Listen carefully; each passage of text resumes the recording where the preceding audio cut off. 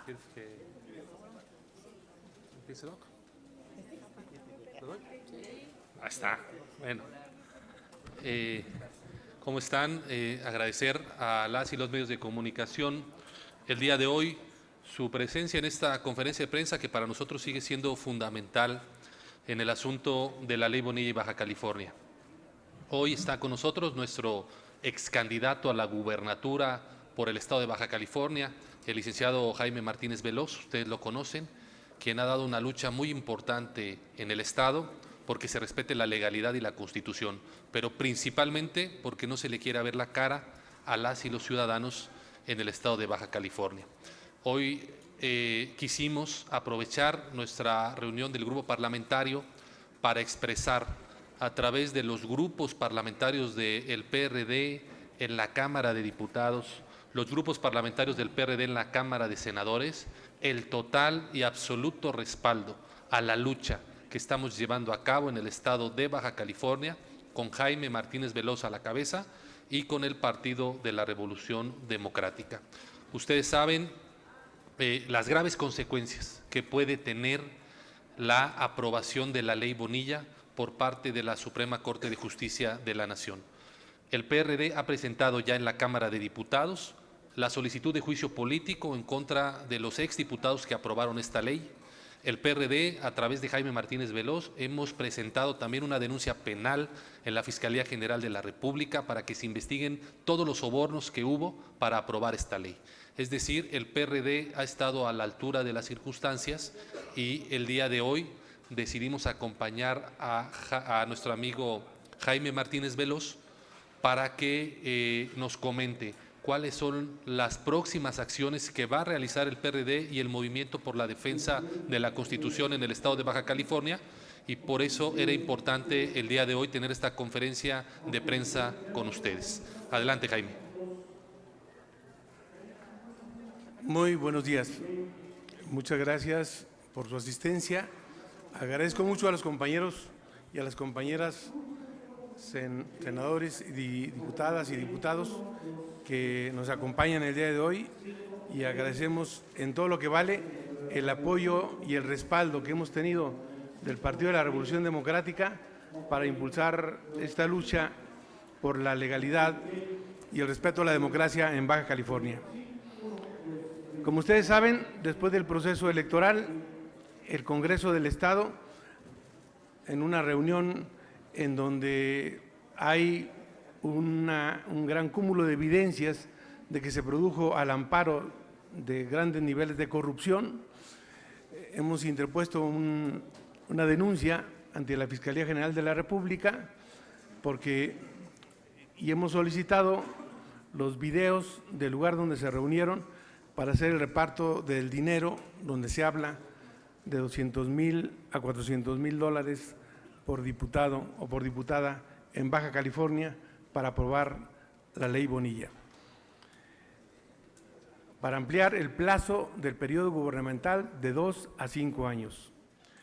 Como esta reforma ha tenido un enorme rechazo social, hoy los diputados que acaban de entrar y que en su mayoría son de Morena, acaban de tomar un acuerdo ilegal también para impulsar una consulta donde intentan con esto disfrazar o tratar de legitimar una decisión a todas luces ilegal. Desde nuestro punto de vista, desde el punto de vista jurídico, la Constitución de Baja California establece que corresponderá exclusivamente al Instituto Estatal Electoral realizar los procesos de consulta popular, plebiscito y referéndum. Específicamente, la Constitución permite que las reformas constitucionales sean sometidas a referéndum, no consulta popular. Además, la materia electoral no podrá ser objeto de consulta popular. El referéndum constitucional no puede ser activado por el propio Congreso, sino únicamente por el gobernador, los municipios y un determinado número de ciudadanos que establece las propias normas baja californianas. La propuesta del Congreso de Baja California para definir a través de una consulta popular el destino de la ampliación del mandato es inconstitucional. Se trata de una franca violación al régimen constitucional bajacaliforniano.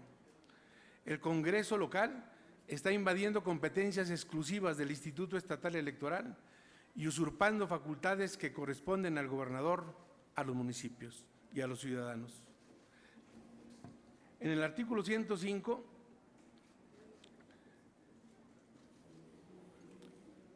de la Constitución Política de nuestro país se establece que la Suprema Corte de Justicia conocerá en los términos que señale la ley reglamentaria de los asuntos siguientes: de las controversias constitucionales que, con excepción de las que se refieren a la materia electoral, se susciten entre dos poderes de una misma entidad federativa sobre la constitucionalidad de sus actos o disposiciones generales. La consulta de Baja California establece, la Constitución de Baja California establece que corresponderá exclusivamente al Instituto Estatal Electoral realizar los procesos de consulta popular, plebiscito y referéndum.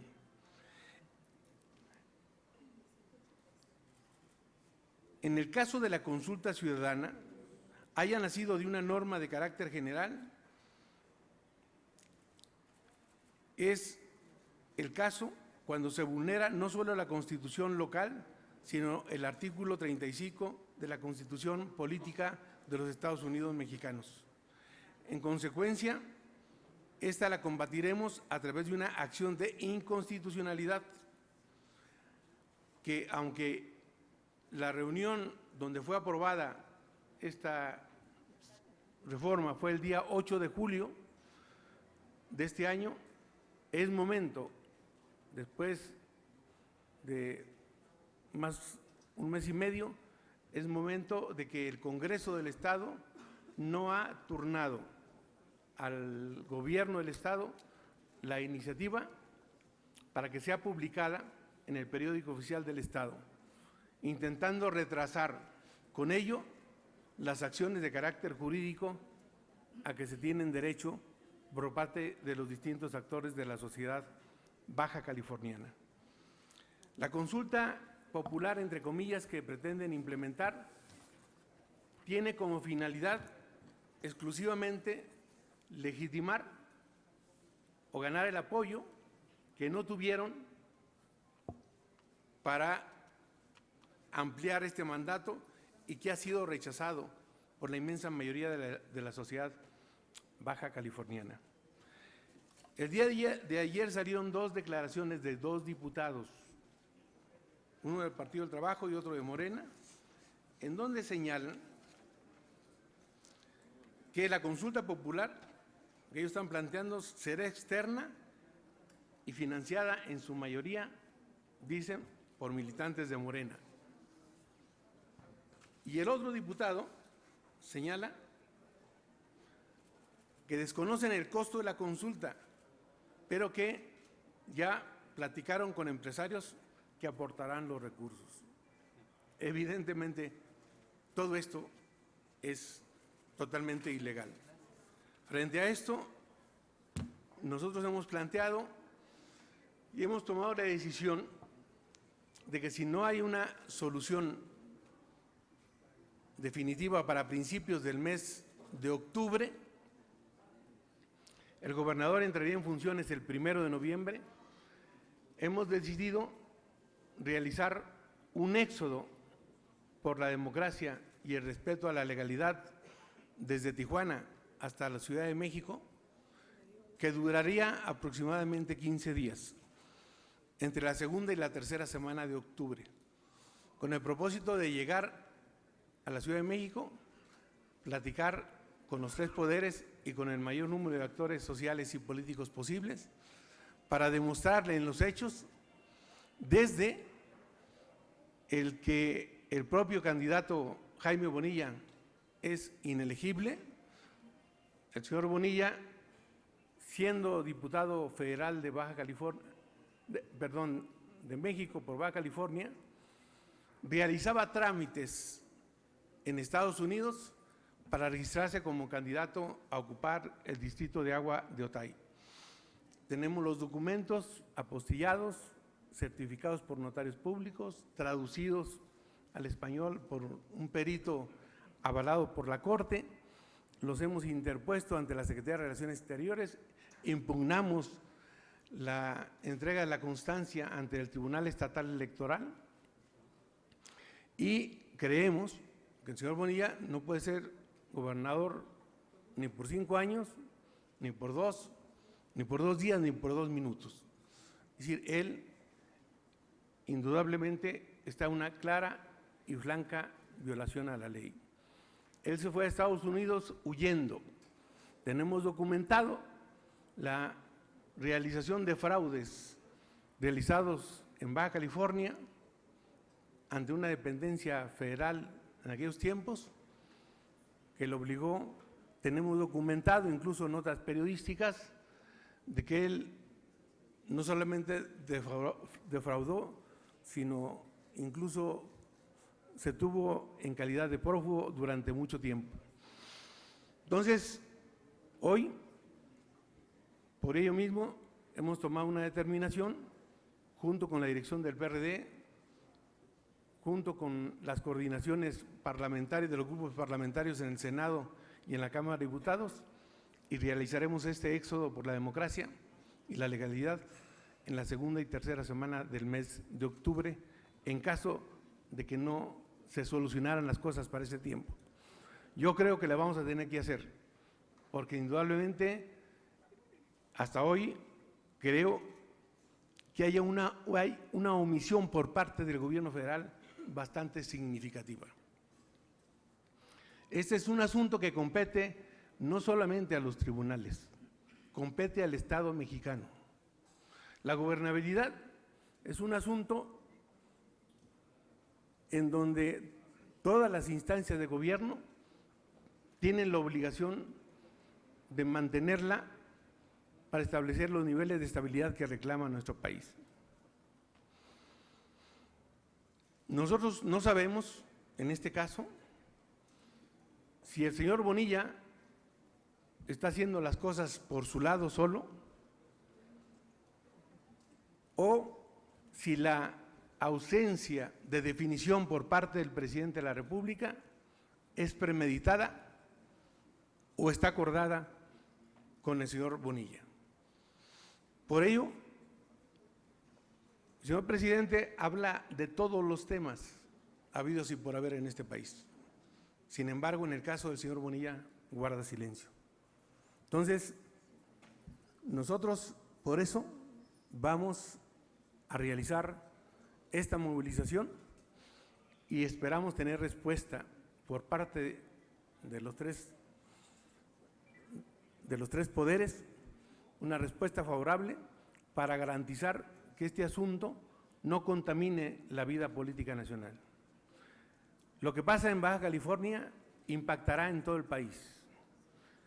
Hay 2 hechos, cuando menos, entre muchos, en donde cuando la Federación abandonó su responsabilidad, los conflictos crecieron y no queremos que esto suceda en Baja California.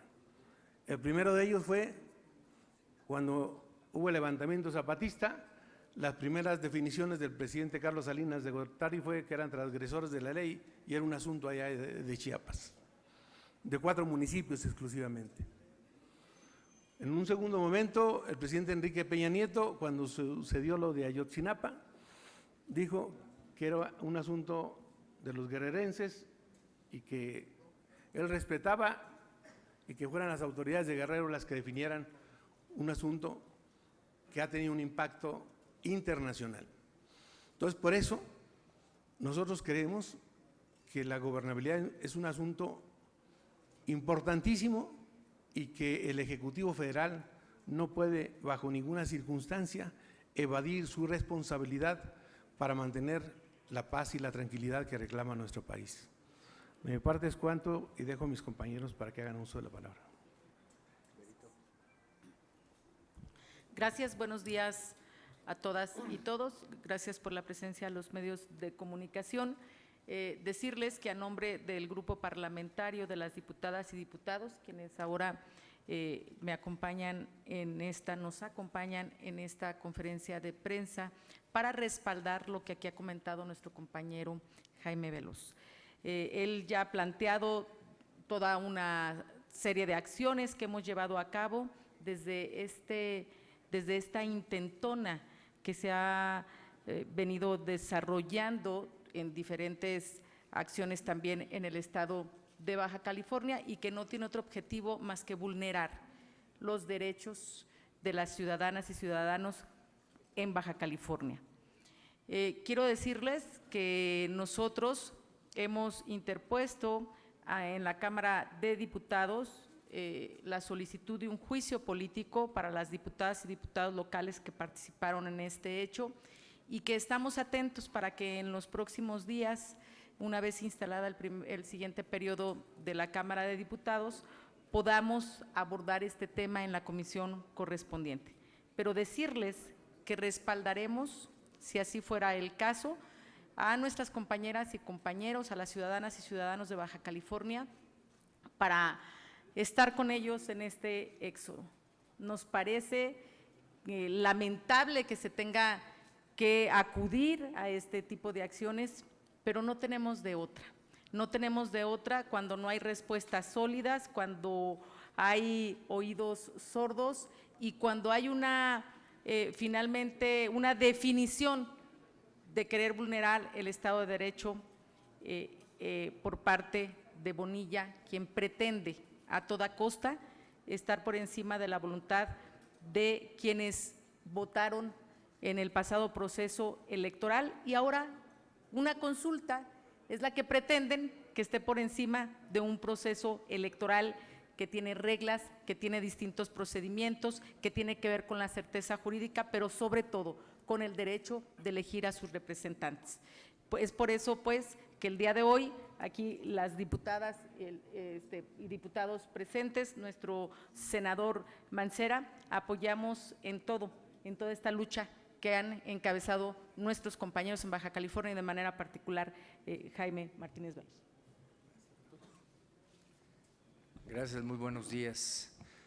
Pues le damos la bienvenida a Jaime Martínez Veloz y reiteramos lo que ya se ha dicho aquí, que es el apoyo de sus compañeros, dado que el planteamiento que se hace es muy importante. Si se llegara a consumar esta intentona de ampliación de un plazo que no fue el que la gente votó, se estaría vulnerando la seguridad jurídica, la certeza de las elecciones. Es decir, sería un precedente que dañaría la certidumbre electoral de nuestro país.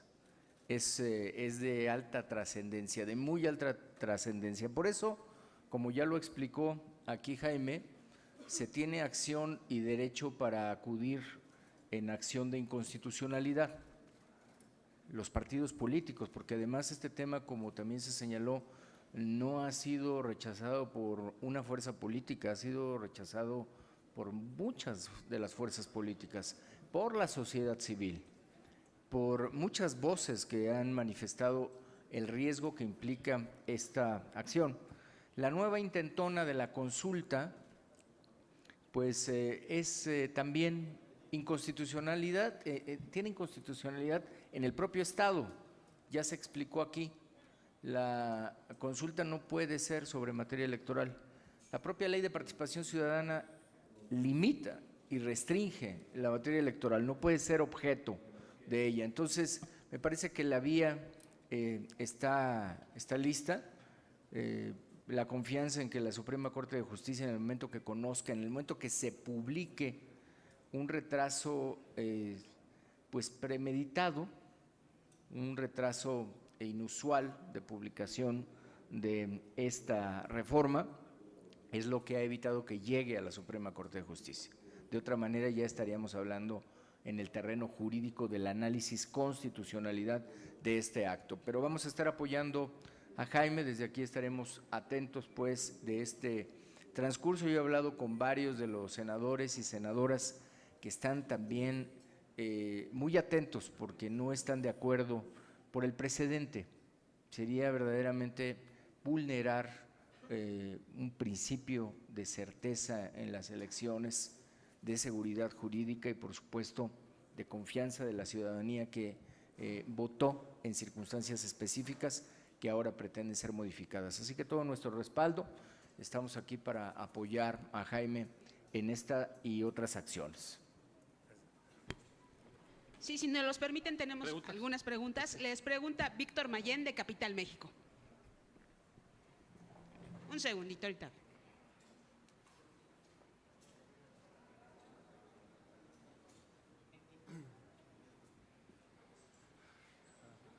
Buenos días. Son cuestiones ajenas a esto que están tocando de Baja California.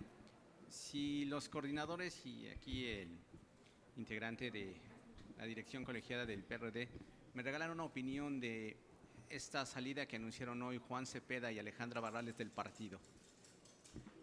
Dos, al coordinador Mancera, ¿qué va a pasar con la bancada?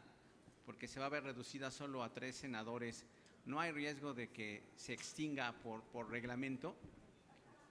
Y 3, si usted también me la puede contestar, coordinador, como doctor en Derecho Constitucional, que es, el presidente tiene la pretensión, ya lo dijo abiertamente, que respaldado en el artículo 27 constitucional y en la Ley de Seguridad Pública, declarar Santa Lucía como zona estratégica de la nación y así pasar por alto todos los amparos que hay que están deteniendo la obra por cuestiones ambientales. ¿Podría hacer esto el presidente y no sentaría un precedente en contra del Poder Judicial? ¿No estaría pasando sobre su autonomía si toma esta decisión de pasar por alto todos estos amparos que aún no están resueltos? Contesto muy rápido la primera pregunta.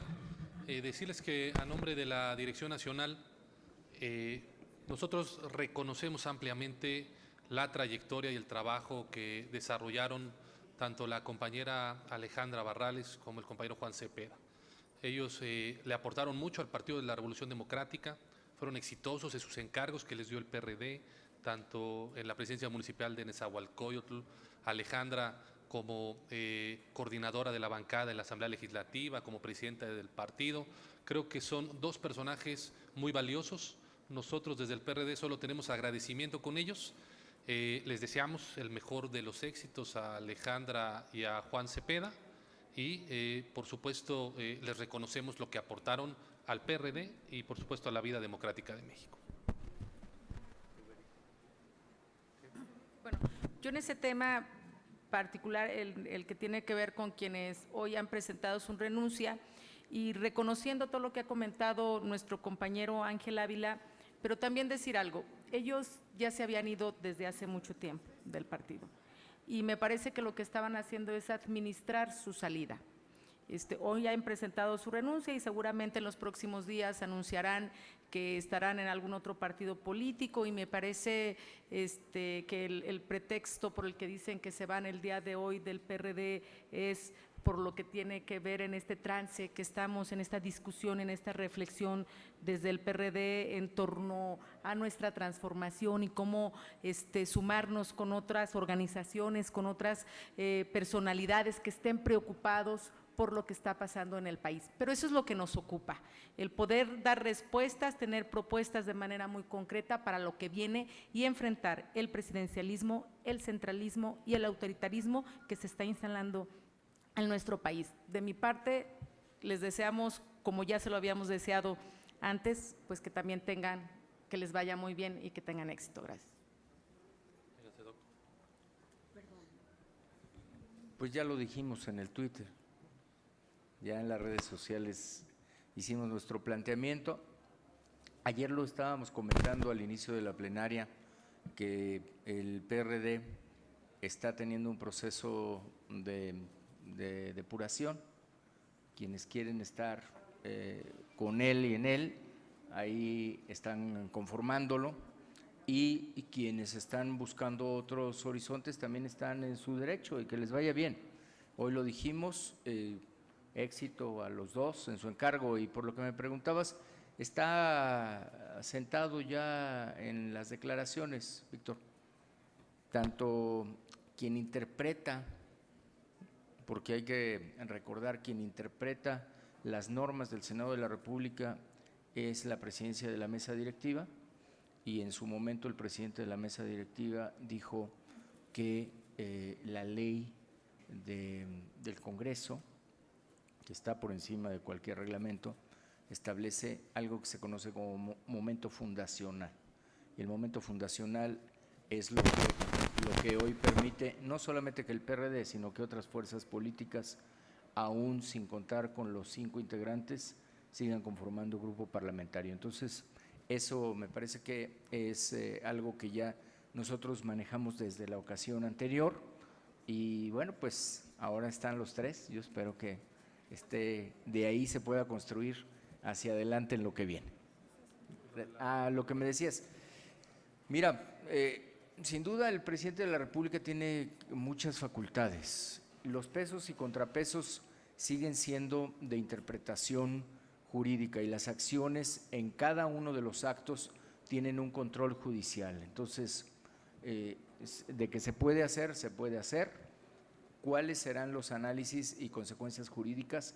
Eso es lo que habría que analizar en el momento que se tomara la decisión y con los argumentos que se tomara la decisión. Es algo que ya platicábamos, por ejemplo, ahora que se pretende con esta reforma fiscal colocar el delito de defraudación fiscal como de seguridad nacional. En el momento que lo colocas como seguridad nacional, las autoridades administrativas tienen facultades extraordinarias que contra cualquier otro caso. Lo mismo sería si colocas aquí una zona estratégica. Bueno, solo habrá que ver cuál es la conformación y tendría que haber un decreto, y ese decreto pues, obviamente tendría que ser analizado jurídicamente también. No es un proceso automático, es decir, el análisis jurídico, estando el decreto, ese decreto es y debe ser sujeto también a revisión jurídica. La siguiente pregunta es de Elizabeth Rodríguez de Notimex. Muy buenos días. Buenos días. Coordinador, le quería nada más una precisión sobre lo de la bancada. Al cambio de mesa directiva, ¿no podría haber algún cambio en ese acuerdo que se tiene? Primero. Y me gustaría, sobre lo del aeropuerto, entonces, ¿tardaría todavía años en poderse construir Santa Lucía? ¿O cuánto tiempo duran estos procesos judiciales? Y sobre el PRD, me gustaría saber o que me explicaran cómo es todo este proceso de transformación y si van a ceder su registro, si se puede eso legalmente hacer. O sea, ¿cómo es? Porque no me queda muy claro. Gracias. ¿Voy de una vez? De una vez. Bueno, perdón. No, decirte, a ver, el esfuerzo que estamos haciendo en Futuro 21 radica fundamentalmente en la construcción de un espacio de reflexión y de acción política que pueda darle soluciones a los graves problemas que vive este país. Es decir, cómo desde Futuro 21, que es una organización en donde está el PRD, donde hay organizaciones que buscan ser partidos políticos, donde hay personalidades, hay agrupaciones medioambientalistas, es decir, somos un cúmulo de organismos y de personalidades que lo que buscamos es cómo enfrentar de mejor forma una presidencia imperial, en donde un solo personaje, en este caso el presidente López Obrador, quiere pasar por encima del poder legislativo, del poder judicial, no le gusta la oposición, no le gusta la prensa crítica. A lo que voy es cómo encontramos en ese espacio de Futuro 21 las alternativas a eso. Paralelamente, el PRD tiene su propia ruta política como partido. Es decir, el PRD acaba de concluir el domingo pasado una afiliación exitosa. En 2 meses y medio logramos alcanzar 1.600.000 nuevos afiliados al PRD, que hoy la afiliación es distinta como se hacía en el pasado. En el pasado era a través de copias de credencial de elector, como se afiliaban los partidos políticos, y había ciudadanos que jamás se enteraron que estaban en uno o en otro partido. Hoy la afiliación la hicimos a través de un teléfono celular, con un mecanismo que nos prestó el INE, y hoy el ciudadano de manera libre tuvo que habernos facilitado una foto de él y de su copia, y digamos, y de su credencial de elector, que lo detecta el sistema. Y lo que te quiero decir es, el PRD concluyó exitosamente este proceso de afiliación. Vamos a ir con este padrón de 1.600.000 a una elección interna que nos va a realizar el Instituto Nacional Electoral para tener nuevas direcciones, y al mismo tiempo seguimos trabajando en la ruta de Futuro 21 para que en un futuro, probablemente el próximo año, definamos si esas dos rutas son convergentes en un, digamos, en un aspecto electoral. Entonces, Futuro 21 es parte de la agenda del PRD y el PRD tiene su propia agenda como partido político. Y uno tiene, está buscando su registro, ¿no? ¿Se registró para como partido o No, es otra? no. En Futuro 21 hay 6 organizaciones que quieren ser partidos políticos que van a concluir en diciembre la etapa para ver si el INE les otorga o no el registro. El llamado que nosotros hicimos en Futuro 21 es acercar a aquellas organizaciones que, hay que decirlo, muy seguramente no van a alcanzar registro. Hoy hay casi 80 organizaciones en el INE solicitando ser partidos políticos. La realidad es que si habrá 1 o 2 partidos políticos nuevos es mucho, y la idea es que estos organismos puedan estar con nosotros en Futuro 21 y encontrar una ruta de convergencia electoral con el PRD para poder enfrentar el 2021 y lograr cambiar los contrapesos políticos. Hoy vemos que aquí en el Senado, cuando se unifica la oposición, podemos obligar al partido oficial, al partido Morena, a negociar buenas reformas, cosa que no vemos en la Cámara de Diputados, donde ahí la planadora de Morena y sus aliados nos impone. Lo que queremos hacer es que haya contrapesos políticos, defender la democracia, y ese es el esfuerzo que estamos haciendo el PRD y el PRD en Futuro 21.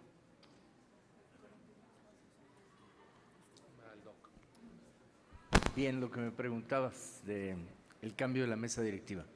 El cambio de la mesa directiva simplemente va a ser es un acuerdo que se tiene en la Junta de Coordinación Política, en donde el voto es ponderado y donde hoy estamos ciertos que llegará la propuesta para la presidencia de Mónica. Las demás posiciones serán objeto, obviamente, de la reunión que se tendrá ahí en la Junta de Coordinación Política. Por lo que se refiere a si va a cambiar el criterio, no lo vería yo, porque primero está el precedente y segundo hay que recordar que también de la Junta de Coordinación Política hubo un pronunciamiento en el sentido de atender al momento fundacional. Es decir, está por los dos lados, tanto por la Junta de Coordinación Política como por la mesa directiva. Y la Junta de Coordinación Política, pues esa no cambia. Gracias. Les pregunto ahora a Francisco Rubio, del financiero Bloomberg. Nada más con relación al tema de Baja California, ¿verdaderamente creen que con un éxodo se pueda resolver? Cuando ustedes mismos están reconociendo que en la Cámara de Diputados del Estado de Baja California están aplazando justamente los tiempos, los están administrando para ahorcarlos y no llegar a esta situación, a este momento, gracias. ¿Qué piensan? Y luego, sobre todo, ¿no buscan una reunión con el presidente Andrés Manuel López Obrador para que no esté evadiendo este tema? Gracias. Nosotros hemos seguido toda la ruta jurídica que marca las normas mexicanas. Y nos hemos enfrentado incluso desde la propia campaña, incluso desde la campaña interna de Morena, donde yo participé, nos enfrentamos a un desafío pues bastante grande. Se cometieron una serie de atropellos. Nosotros interpusimos los recursos ante la Comisión de Honestidad y Justicia partidaria dentro de Morena. Nos dieron la razón y la presidenta de ese partido nos descalificó de una forma, por decirlo lo menos, con un lenguaje lleno de vulgaridad. Buscamos la necesidad de que participara un sector importante de la sociedad. Conformamos un movimiento que se llama Movimiento Amplio Social por la Cuarta Transformación. Nosotros estamos revisando el tema de la Cuarta Transformación porque hasta hoy no hemos visto el establecimiento de la definición de un método de trabajo incluyente que permita realmente construir la transformación democrática que nuestro país reclama. Nosotros creemos que la transformación de gran calado que reclama Nuestro país indudablemente tiene que ser con la participación de todos los actores y de todas las instituciones. Nosotros planteamos que el Congreso debe ser el convocante para un cambio de esa naturaleza y el escenario de la sociedad.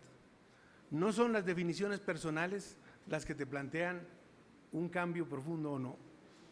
No son, pueden ser muy brillantes o pueden ser ocurrencias, pero fundamentalmente el cambio que reclama el país indudablemente tiene que recaer en la construcción colectiva, colegiada del rumbo que le queramos dar. Indudablemente el éxodo, nosotros no le apostamos que una sola acción defina la orientación de un proceso. No quisiéramos llegar a realizar este tipo de acciones de carácter político, porque hay leyes muy bien fundamentadas que deberían estarse aplicando. Incluso quiero mencionarles que en Baja California, que hay 5 municipios, la semana pasada, de esos 5 municipios, supuestamente 3 habían apoyado la reforma y 2 en contra, Tijuana y Mexicali en contra, y uno de los 3 municipios, Rosarito, no aprobó el acta de la sesión donde habían realizado la aprobación de la supuesta reforma, dado que convocaron para un día siguiente y se reunieron 7 de 12 regidores un día antes en la noche, en la oscuridad, y aprobaron mediante un procedimiento que es totalmente cuestionable y que la mayoría hoy del Cabildo de Rosarito rechazó. Incluso pudiéramos decir que la propia definición de la ley Bonilla está en cuestión. Naturalmente hay personeros de Bonilla, gente que presume de saber de derecho, que van invictos, como una persona que fue senador Amador Rodríguez Lozano, que presume que sabe mucho de leyes, que hizo lo mismo en Chiapas, ampliaron el periodo de los legisladores en el estado de Chiapas y fue echado abajo en la Corte. Incluso va a servir ese proceso como uno de los instrumentos de jurisprudencia para rechazar el acuerdo que han tenido en Baja California. Ese señor, que dicen que va a ser el secretario de Gobierno de Baja California, Bonilla, va invicto porque todas las iniciativas que ha hecho las ha perdido, pero eso sí, todas las ha cobrado. Y ha generado un ambiente de crispación que hoy tiene a Baja California totalmente ante la incertidumbre de qué es lo que va a pasar. Entonces, quizá el éxodo no resuelva en sí mismo el procedimiento, pero lo hacemos y el propósito es venir y solicitar hablar con el presidente, así como con el Congreso y con el Poder Judicial. Entonces, no queremos llegar de madrugada, sentarnos en la fila de la mañanera y sujetarnos a un procedimiento que, cuando menos, cada día aparece como un procedimiento de protagonismo y no de resolución, no de procesamiento de diferencias o de construcción de acuerdos. Entonces, creo que en esa dinámica el éxodo, además, el presidente de la República ya realizó uno, nosotros vamos a realizar igual, nada más que ahora del norte al centro. Una última aclaración, Francisco. Nosotros lo que le exigimos más al presidente es una definición política sobre el tema de la ley Bonilla, que no guarde silencio, que el presidente nos diga claramente a los mexicanos qué es lo que está pensando respecto a la ley Bonilla, si es inconstitucional, como ya lo dijo su propia secretaria de Gobernación, Olga Sánchez Cordero, o si el presidente avala lo que hicieron los diputados de Baja California para extender el mandato. decirlo muy claramente. Necesitamos una definición política de uno de los titulares de los poderes de la Unión, que en este caso es el titular del Poder Ejecutivo. ¿Qué está pensando respecto a la ley Bonilla? Necesitamos que el presidente tome partido. Si está del lado de la constitución política del país y de Baja California, o está del lado de los intereses del que fue su candidato Morena, que quiere pasar de 2 a 5 años. Para una última precisión, Elizabeth Rodríguez de Notimex. Doctor Mancera, sobre el tiempo que puede tardar este tipo de análisis jurídico sobre lo del aeropuerto de Santa Lucía, ¿lo podrá ver López Obrador cómo es? Bueno, mira, los amparos que están interpuestos, cada uno lleva su propia tramitación. Obviamente es amparo indirecto y después puede ser recurso de revisión y puede llegar la revisión hasta la Suprema Corte de Justicia. Eso es lo que están advirtiendo que puede demorarlos seguramente, porque como son aparte varios, lo que puede hacer el Consejo de la Judicatura ahí es acumular todos y que en una sola sentencia se resuelvan a fin de que no haya sentencias contradictorias. Es decir, que en un caso amparen y que en otro nieguen, sino que ya que se han resuelto las suspensiones, entonces pudieran ir a un solo proceso de acumulación. Pero esos son pues quits del litigio. La otra parte que nos preguntaban es si se declara ya como una zona estratégica, ¿no? Entonces ese también seguirá su propio proceso jurídico. Gracias. No tenemos más preguntas registradas. Les agradecemos mucho. Gracias. Gracias y buenos días.